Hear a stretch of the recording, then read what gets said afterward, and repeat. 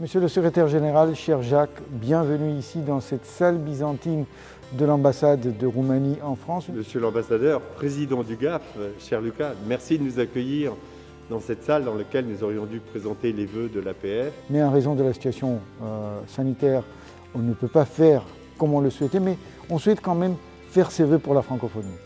Et nous le ferons donc à travers une vidéo qui sera envoyée à tous les amoureux de la francophonie. Exactement.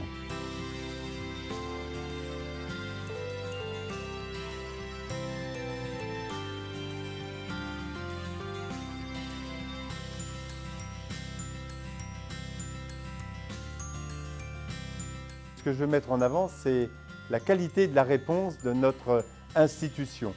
Nous avons su nous adapter, mais pas seulement s'adapter, aussi innover pour être encore plus proche de nos sections, des habitants, des attentes exprimées par les parlements. Il y a au moins deux images que je garderai en matière de francophonie. Tout d'abord, la visite à l'invitation de Jacques Rabal avec le groupe des ambassadeurs francophones à Château-Thierry, où nous avons récité entre autres des fables de La Fontaine. Et chaque ambassadeur, on était à peu près une vingtaine, récitait les fables dans sa langue. Comme l'a dit monsieur l'ambassadeur, c'est l'accueil à Château-Thierry du groupe des ambassadeurs du GAF et surtout leur diction des fables de Jean de La Fontaine dans le cadre du 400e anniversaire. Et c'était très beau de voir que la mélodicité des fables restait alors que les langues changeaient. C'est la pertinence de la diversité linguistique, mais c'était aussi la force apportée par chacun des ambassadeurs sur la morale des fables.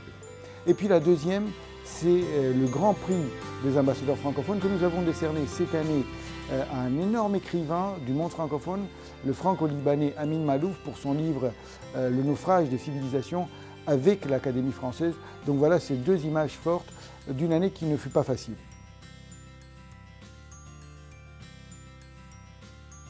Pour l'espace francophone, on peut souhaiter tout d'abord la paix, parce que la paix est cruciale. On peut souhaiter le développement, on peut souhaiter que la pandémie soit derrière nous, et on peut souhaiter plus de cohésion et plus d'entente entre tous les membres de l'espace francophone.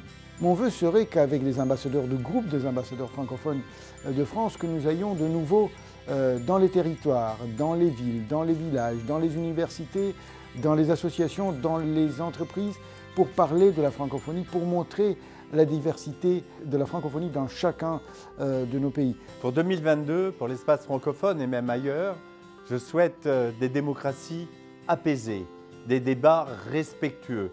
Et je souhaite surtout que nous puissions nous appuyer sur la société civile, mais également sur la jeunesse.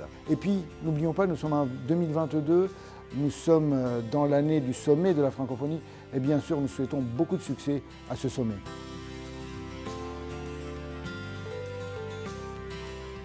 S'il y a un mot pour définir l'année 2022, je dirais l'espoir.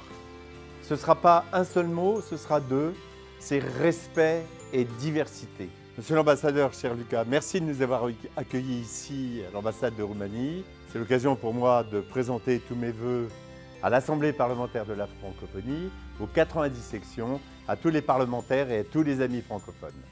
Merci beaucoup, cher Jacques, d'être venu ici. J'étais vraiment très heureux d'accueillir l'APF à l'ambassade de Roumanie. Et bien sûr, je profite pour souhaiter la bonne année aux membres du groupe des ambassadeurs francophones et à toute la francophonie. Et comme nous sommes en Roumanie, je vais me permettre de le dire aussi en roumain, un an nou fericit. Bonne année!